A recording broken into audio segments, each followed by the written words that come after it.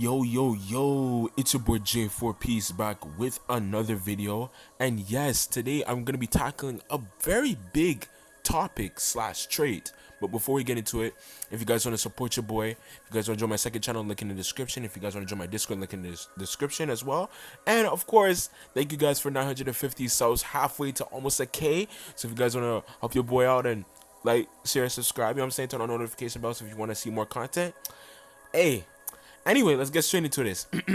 So yeah, the question today is, did this trait ruin One Piece Bounty Rush? Specifically, ignore defense. Now, I know I've heard a lot of people, a lot of people complain about this trait in this game, bro. I swear, like, me too, even me myself. Now we can even argue that it's even effed up defenders entirely. And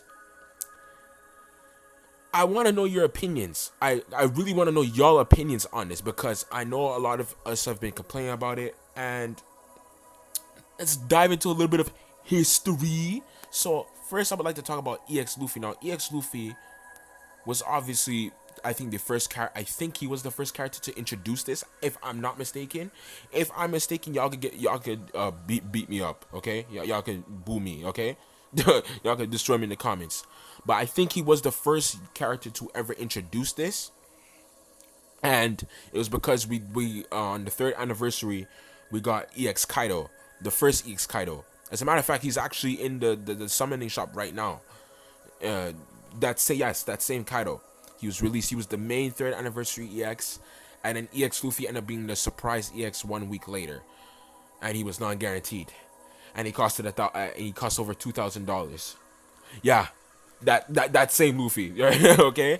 And one of the biggest traits about him is that when he turns to Bounce Man, he was able to ignore defense, specifically his Kong Organ gun, which is able to disregard enemies' defense stat.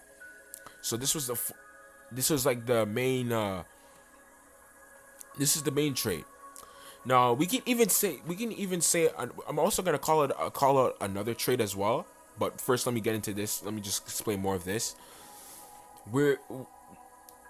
I kind of felt like this is kind of like the downfall of. I wouldn't say it's the downfall of defenders, because I feel like it's still good defenders in this game. There's still really good defenders in this game, but it kind of fucked up a lot of the defenders in this meta. Let's be honest, okay?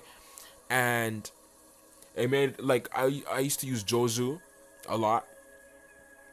Well, back in the day, I used to use a lot of Jozu, and it kind of fucked him up. You know what I'm saying? And it fucked a lot of defenders, because a main defender, like their main thing about a defender is their defense. Let's be honest, like, it's the defense, man. It's the defense, bruh. It's the defense. They're defenders. It's defense.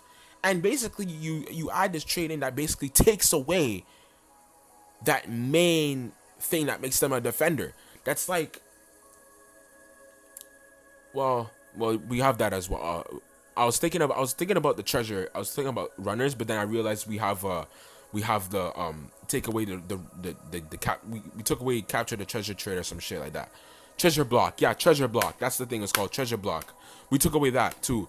So Bandai's been making some broken shit. But anyway, you get the point, right? They basically took away the main defender's stat, right? It kind of makes it fucked up. You know, let's be honest. It's made a lot of defenders effed up. Now, another trait I would like to point out too, which I'd like to call out as well from Bandai, is ignoring enemies inside the treasure, which was first introduced by our fellow EX, Big Mom. Yes, sir. Big Mom was the first character to introduce to ignore the flag, if I'm not mistaken. Hopefully I'm not, right? It's when she turns into her runner form, and she's able to ignore people on the flag and whatever, right? It was bad. It was very bad, because it was like, wait, you can ignore people and still capture the treasure? That's insane. That's very powerful, right? And then at the 4.5, right, we had Claw, right? Claw Claw obviously took the runner level and made it 10 times worse, right? He ignored it. He ignores the treasure. Ignores you on the treasure. Plus, he can't be downed or staggered, which makes it even more fucked up. You see, at least Big Mom she can be downed or staggered. You know what I'm saying? It's a good thing. You know, at least she can't get down. This nigga cannot even be down and staggered and can still ignore you on on your own treasure area, which made it 10 times worse with this nigga. And he was very broken when he first came out. So, hey, right? So I feel like these traits here, I feel like a lot of these traits have become more broken in overall in general. I know I remember I only mentioned one trait, but now that I'm thinking of it, a lot of traits in this game are broken and kind of fucked it up in different ways. Kind of fucked up Bounty Rush in different ways. It's made more fun and interesting characters. Don't get me wrong. Like for example, we got a fun, interesting character. What's his name? Momonosuke. Right? Momonosuke, he's absolutely very powerful. He's very powerful himself. If you look here, where's this nigga? Okay, yeah, here, right? Very broken trait, very cool trait. Sadly, I don't have him upgraded or whatever, but hopefully I get more copies of him in the future, type shit. Because I'm not focusing on him right now, but hopefully I could get more copies of him in the future. He could travel across treasures, right? And specifically, this skill here, if he uses this, he will treasure block you.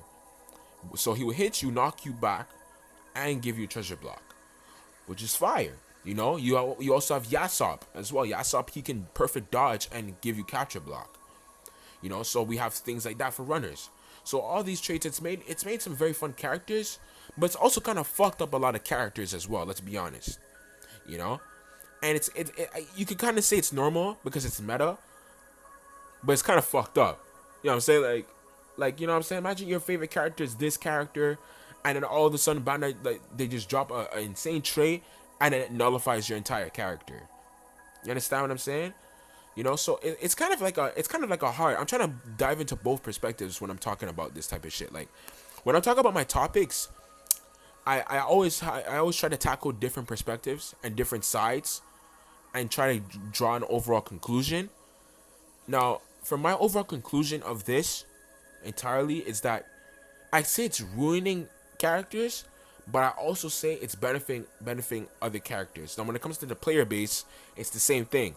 It can either benefit you, depending if it's who's your favorite character, or it could kind of fuck you up as a player because they've nullified one of your favorite characters, your he or she's. You know what I'm saying?